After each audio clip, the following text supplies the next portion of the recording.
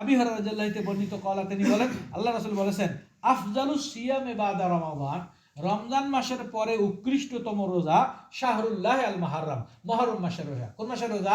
মুহররম মাসে। অর্থাৎ মুহররম মাস যখন আসবে তখন আপনি 2টা 4টা 5টা 6টা এরকম আপনি রোজা রাখতে পারবেন। মানে বলতেছেন যে আমি মুহররম মাসে কি আমি মুহররম মাসে অনেকে আছে 1 থেকে 10 বল তারিখ পর্যন্ত থাকে।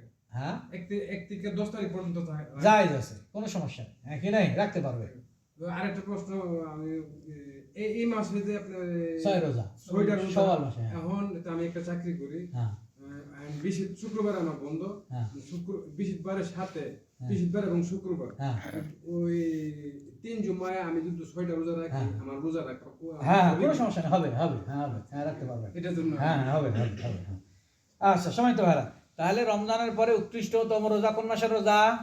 মুহররম মাসের রোজা। কোন মাসের রোজা? মুহররম মাসের রোজা 2 প্রকার, একটু পরে আমরা একটা আলোচনা করব। একটা হলো ওই মাসের যে কোনো সময়, আর একটা হলো মুহররম মাসের 10 তারিখ। আরেকটা কোনটা? মুহররম মাসে, সেটাকে আপনাকে আশুরা রোজা বলা হয়। কি বলা হয়?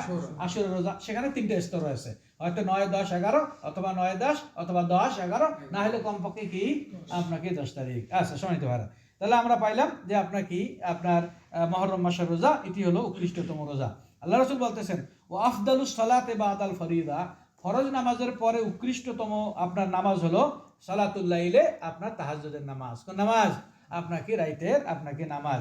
তাহলে রমজানের পরে উৎকৃষ্ট রোজা হলো আপনার কি মুহররম মাসের রোজা, আর ফরজ নামাজের পরে উৎকৃষ্টতম নামাজ হলো কি তাহাজ্জুদের আপনার কি সালাত। এই হলো মুসলিম শরীফের হাদিস। সম্মানিত ভাইরা, এই ছিল 1 নম্বর নফল রোজা। 2 নম্বর নফল রোজা হলো শাবান মাসের। কোন মাসের? শাবান মাসের। শাবান মাসের অধিকাংশ দিনগুলি রোজা থাকা কি বৈধ রয়েছে। কি রয়েছে?